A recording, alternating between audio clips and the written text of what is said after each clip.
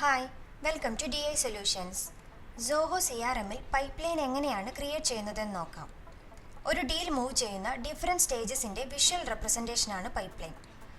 ഇവിടെ CRMൽ deals module open ചെയ്ത് അതിൽ ക്യാൻബൻ വ്യൂ സെലക്ട് ചെയ്ത് കഴിഞ്ഞാൽ റൈറ്റ് സൈഡിലായി പൈപ്പ്ലൈൻസിൻ്റെ ഡ്രോപ്പ് ഡൗൺ ലിസ്റ്റ് കാണാം. ക്രിയേറ്റ് ചെയ്തിട്ടുള്ള പൈപ്പ്ലൈൻസ് ഇവിടെ അവൈലബിൾ ആവുന്നതാണ്. ഇവിടെ ഇപ്പോൾ സെലക്ട് ചെയ്തിട്ടുള്ളത് സ്റ്റാൻഡേർഡ് പൈപ്പ്ലൈൻ ആണ്. ടോപ്പ് റോയിൽ കാണുന്നത് പൈപ്പ്ലൈൻ്റെ ഡിഫറെൻറ്റ് സ്റ്റേജസ് ആണ്.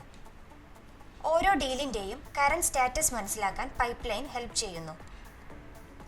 ഇനി ഒരു ന്യൂ പൈപ്പ്ലൈൻ ക്രിയേറ്റ് ചെയ്യാനായി സെറ്റപ്പ് മെനുവിൽ ക്ലിക്ക് ചെയ്ത് കസ്റ്റമൈസേഷനിൽ പൈപ്പ്ലൈൻ സെലക്ട് ചെയ്യുക.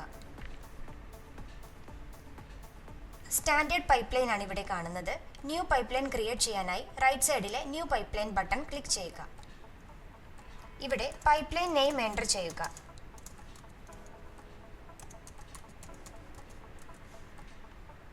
ലേഔട്ട് സെലക്ട് ചെയ്യുക. പൈപ്പ്ലൈനിൽ സ്റ്റേജസ് ആഡ് ചെയ്യുക.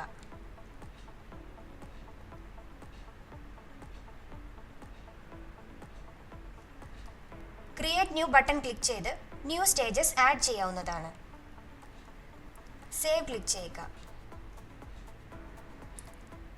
ഇപ്പോൾ ക്രിയേറ്റ് ചെയ്തിട്ടുള്ള സെയിൽസ് പൈപ്പ്ലൈൻ ആണ് ഇവിടെ കാണുന്നത്.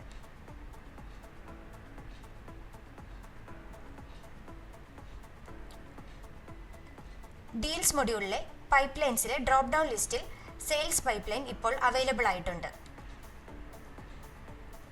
ഇനി ഒരു ഡീൽ ക്രിയേറ്റ് ചെയ്യുന്ന ടൈമിൽ ആ ഡീൽ ഏത് പൈപ്പ്ലൈനിലാണോ ആഡ് ചെയ്യേണ്ടത് അതിവിടെ സെലക്ട് ചെയ്യാവുന്നതാണ്. Thank you.